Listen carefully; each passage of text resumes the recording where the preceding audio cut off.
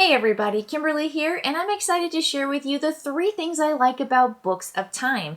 This is a 1 to 4 player game that takes about 45 minutes to 60 minutes to play, more like an hour in my house. But when you get these hour-long strategy games, honestly, we usually take just a little bit more time to play, but I like how well it scales from 2 to 4. And I have yet to play the solo, but I find after reading the instructions for that it's objective based and has a real challenge to it. So I think that 1 player is going to offer a lot of different gameplay to Books of Time. So what I'm going to talk about here is a 2, 3, or 4 player game, and the 3 things I like about that experience.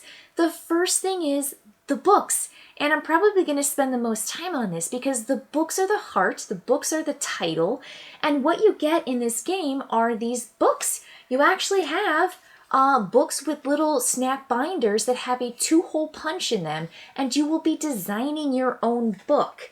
And you've got industry, science, and trade, and everything in this game is so closely woven and tied together that it just feels so clever and smart. And the first thing I think of is just how clever and smart these books are.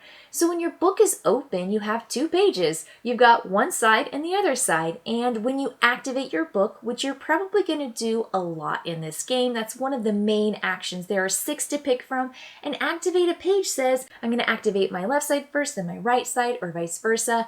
And you get to do those things. And then after you finish, you flip the page. And it's just so satisfying, and it's so tactile, and it feels like a book. And you're actually collecting pages in history to build up these books of science, trade, and industry. And I love it.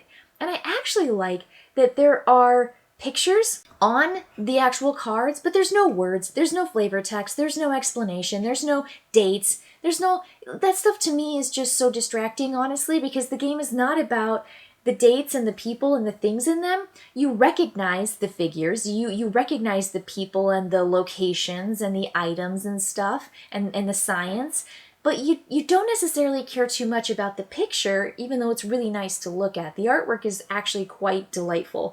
What you really care about is the symbol in the top corner.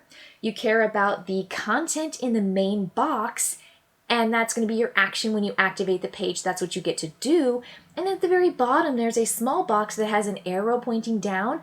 And that means that when you write a page to your book, taking this from your player area, opening it up, and then adding it to your book, you're going to get that bonus at the bottom, which could be a basic resource. It could be taking a page. It could be doing maybe victory points. It could be a whole bunch of really lovely stuff.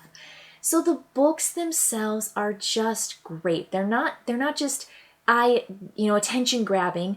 They actually are functional, and the feel of turning the pages and then closing your book and starting over is just really, really good. And you notice that this just works so well. I wasn't even looking. I was just feeling it and flipping the pages because it's so easy to use. Anybody could use it.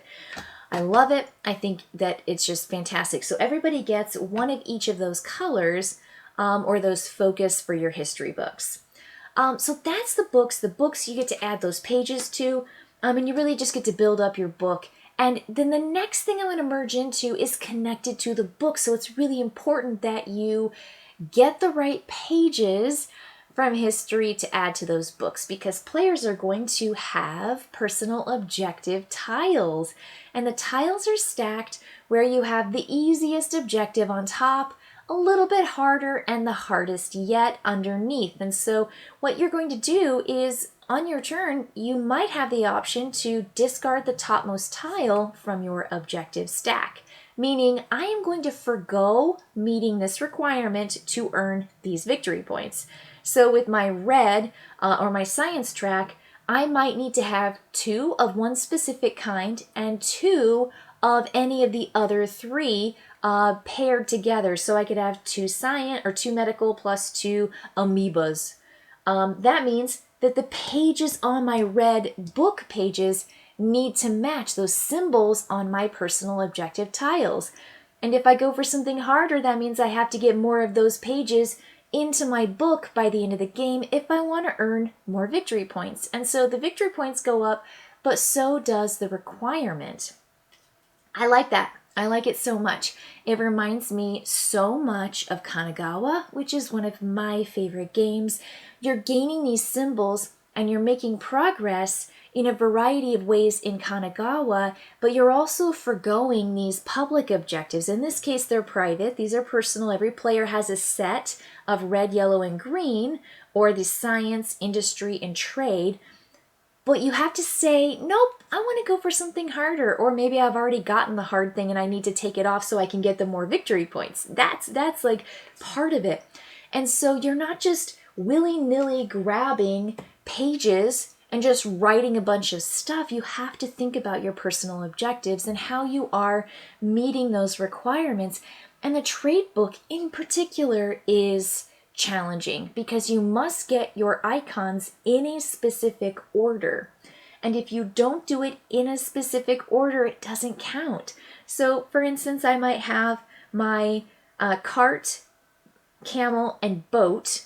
Then my next one over, I have to add a camel at the end. And then my next one underneath that adds another boat. So I have to have the cart, camel, boat, if I want to achieve those points, and I have revealed the 2 tiles on top of it. It's fantastic. It's really, really interesting, and there are big points there, so you can't neglect the personal objectives. They have balanced it so that it gives you a goal. It gives you a focus for those pages that you're drawing.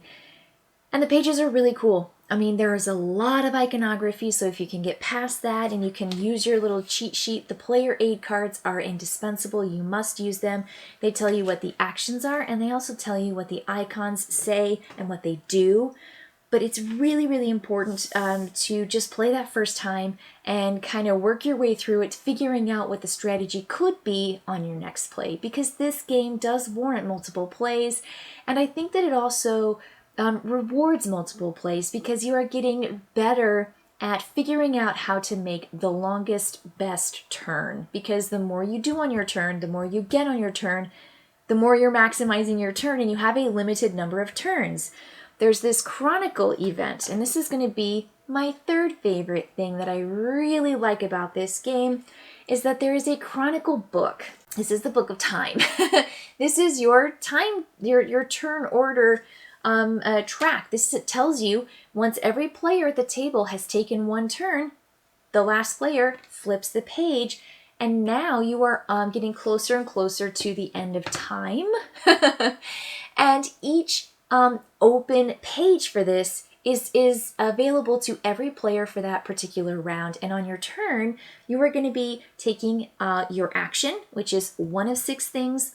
And before your action or after your action, you can do the chronicle event. And it's great because the chronicle event might require you to have something to get something, but it's just really good because sometimes it gives you free things and it gives you the kind of action that you may not be able to get in your books or on the advancement track, which the advancement track is fantastic. Again, you want to move up here, you want to activate your books, but you also want to take advantage of the chronicle event.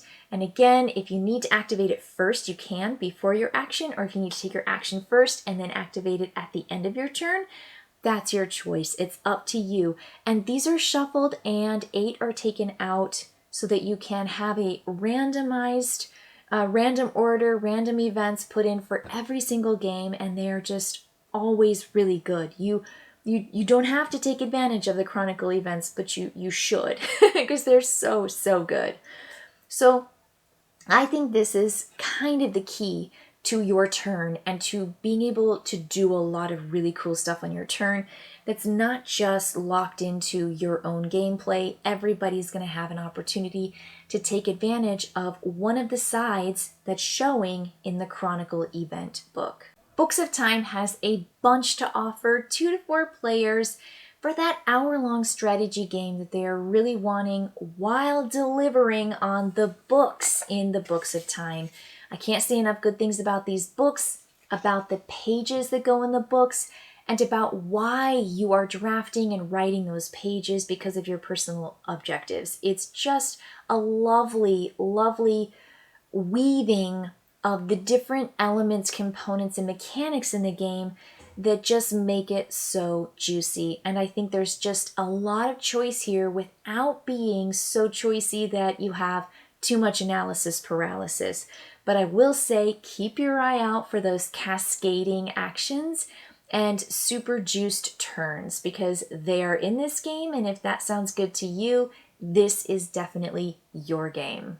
All right, thank you, and I'll see you later. Bye-bye.